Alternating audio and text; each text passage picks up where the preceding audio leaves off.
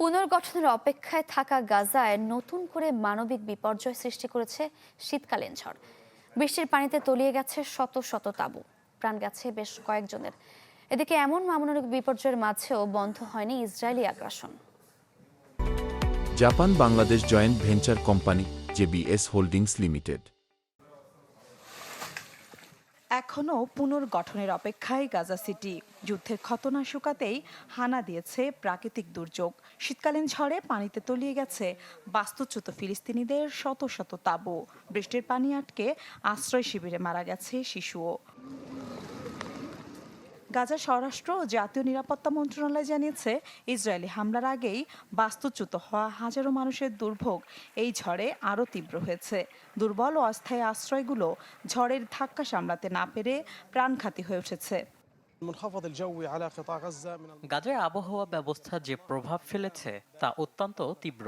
1 ডজনেরও বেশি ভবন পুরোপুরি ধ্বংস হয়ে গেছে। 90%-এরও বেশি মানুষের তাঁবু সম্পূর্ণরূপে প্লাবিত হয়েছে। মনে হচ্ছিল যেন একটা পুকুর, চারদিকে জল বইছে, রান্নাঘরে সবকিছু ভেঙে গেছে, ঘুমানোর কোনো জায়গা নেই।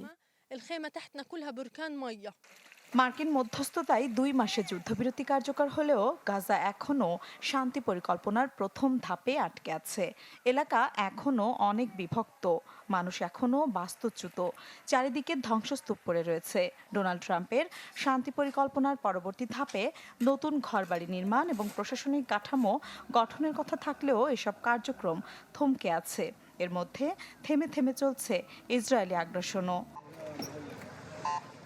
শনিবার গাজা সিটিতে গাড়িতে হামলা চালিয়ে হামাসের জ্যেষ্ঠ কমান্ডার রায়েদ সাইদকে হত্যা করে ইসরায়েলি সেনারা। তেল আবিবের দাবি, 2023 সালের 7 অক্টোবর ইসরায়েলে চালানো হামলার অন্যতম পরিকল্পনাকারী ছিলেন সাইদ, যাকে যুদ্ধবিরতি লঙ্ঘন বলছে ফিলিস্তিনিরা। তারা দখলদারিত্বের সীমা পার করে ফেলছে। এই প্রথম তারা যুদ্ধবিরতি চুক্তি লঙ্ঘন করেনি। আমরা মধ্যস্থতাকারীদের প্রতি আহ্বান জানাচ্ছি যে ইসরায়েলকে যুদ্ধবিরতি চুক্তি মেনে চলতে বাধ্য করুন। ইসরায়েলের এই হত্যাকাণ্ডকে যুদ্ধবিরতির স্পষ্ট লঙ্ঘন বলছে হামাসও। মিলা খন্দকার, চ্যানেল 24।